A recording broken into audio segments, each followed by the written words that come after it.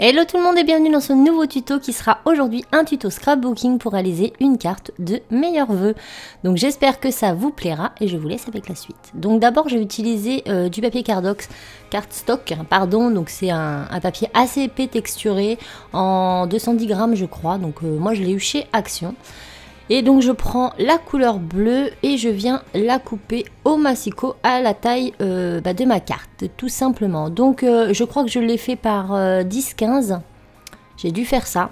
Donc en fait je coupe d'abord 20 cm pour la largeur totale de ma carte ouverte. Et ensuite je plie avec l'outil plioir de mon massicot à 10, puis je découpe à 15 pour la hauteur. Donc ma base est faite, maintenant je vais prendre ce petit papier de chez Artemio, donc c'est un gros bloc spécial Noël et hiver on va dire, et j'ai décidé de prendre ces petits pingouins. Donc par contre ce papier est très très fin, il doit faire 90 grammes je crois, mais c'est juste pour décorer le dessus de ma carte, donc ne l'utilisez pas en base. Donc là j'ai enlevé 1 cm en fait, en tout sur la taille largeur et hauteur, donc j'ai fait 9 et 14.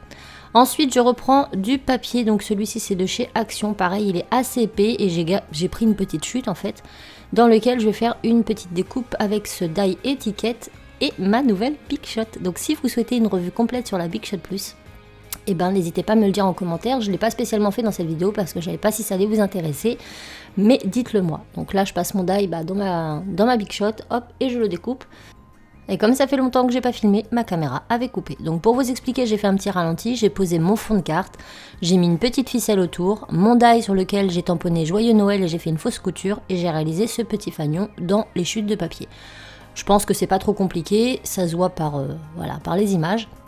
Ensuite, je vais recoller un petit peu de mousse 3D à l'arrière de mon étiquette pour la fixer, pour ne pas qu'elle se trimballe.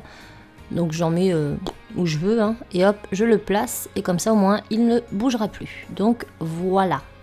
Maintenant je prends du masking tape, donc celui-ci je l'avais eu sur le site Ekios, donc le colis que j'avais reçu, il est très très beau et je trouve qu'il va à toutes les saisons celui-ci, il fait aussi bien anniversaire, etc. Et en fait je vais venir recourber des petits morceaux comme ça sur eux-mêmes, je coupe et ensuite je découpe en fanion. Donc je vais en faire plusieurs petits morceaux de façon à réaliser mes petits fanions, donc j'en mets un peu où je veux, c'est à vous de voir.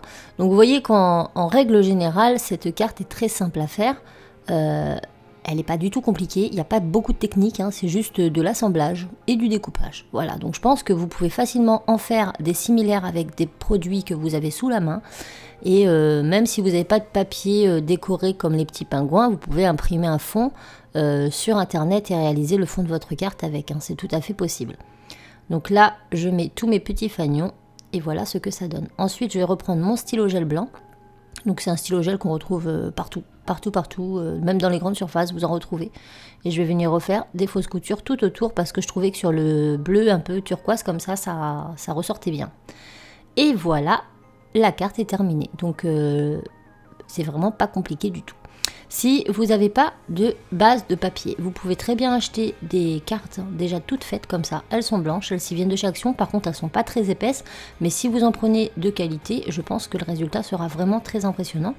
Et pour les étiquettes, si vous n'avez pas de Big Shot, il existe chez Action et dans les magasins de loisirs créatifs des petits blocs comme ceci, avec des petits fanions, des étiquettes prédécoupées. Vous avez juste à mettre votre petit message ou votre tampon et le tour est joué. Donc j'espère vraiment que cette première carte vous plaira en scrap. Si vous en souhaitez d'autres projets scrapbooking, n'hésitez pas à me le dire. J'essaierai d'en faire de plus en plus élaborés. Et si vous souhaitez une revue sur la Big Shot, mettez-le moi en commentaire. Je vous embrasse. Ciao!